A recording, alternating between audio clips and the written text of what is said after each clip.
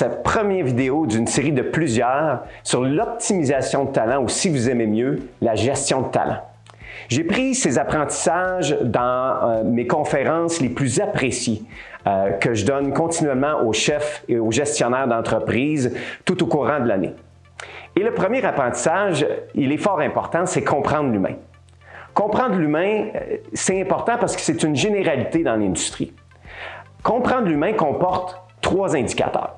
Et ces 3 indicateurs sont fort importants dans votre analyse et votre compréhension d'un collègue ou d'un futur candidat.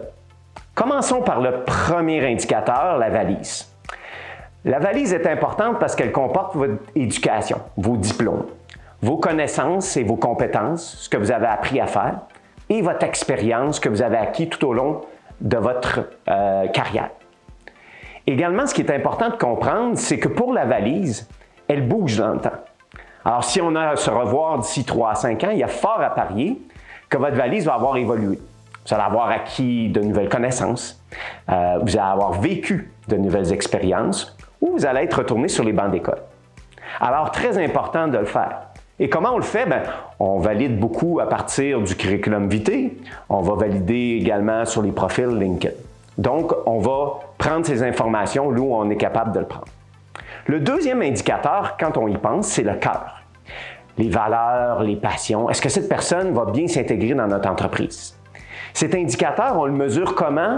On le mesure lors des rencontres, quand on côtoie la personne, en entrevue. Ça peut être une entrevue virtuelle également. On va prendre connaissance un peu de ses passions et de ses valeurs. Tout comme la valise, cet indicateur bouge dans le temps. Ben oui, nos valeurs évoluent, hein? Nos passions également, on découvre de nouvelles passions. Et c'est tout à fait normal pour l'humain de changer son cœur.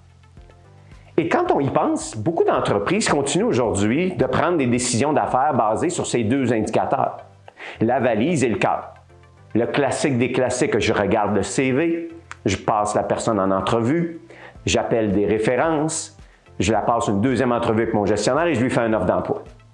Et au bout de 3 à 6 mois, probablement que ça vous a déjà arrivé, on se dit, voyons donc, c'est pas la personne que j'ai vue en entrevue. Qu'est-ce qui s'est passé entre le moment de l'entrevue et aujourd'hui? Il y a probablement un indicateur qui vous manquait et c'est là où j'appelle l'indicateur de la tête. Mais qui se cache réellement derrière le masque? Alors, comment on fait pour mesurer ça? La science aujourd'hui nous a fourni plusieurs évaluations, que ce soit des évaluations comportementales, des évaluations cognitives, qui nous permettent d'aller un petit peu plus loin et de reconnaître qui se cache réellement derrière le masque et de confirmer ou non ce qu'on a vu en entrevue. Juste à penser à une personne qui se dit collaborative, qui aime travailler en équipe, c'est quelque chose qu'on veut pouvoir être capable de confirmer et des évaluations comportementales aujourd'hui sont capables de le faire. Et savez-vous quoi? Une des grandes surprises, c'est que la tête, elle, ne bouge pas, au détriment de la valise et du cœur qui, eux, évoluaient dans le temps. Notre tête, elle, reste stable. D'ailleurs, les dernières études qu'on a lues au niveau de la psychologie nous disent que les pulsions, qui comportent beaucoup au niveau de l'humain, sont stables de 5 à 8 ans. Donc, votre tête, oui, on apprend à s'adapter à qui on est. Oui, on apprend de nous, mais réellement, on ne change pas. Et savez-vous quoi? Le plus beau dans tout ça, si vous êtes capable d'enligner les 3 indicateurs, la valise et le cœur et la tête, vous serez beaucoup plus en mesure de prévoir de performances élevées pour vos individus. Vous voulez en savoir plus? Prévisionsuccès.com ou encore mfoster@prévisionsuccès.com.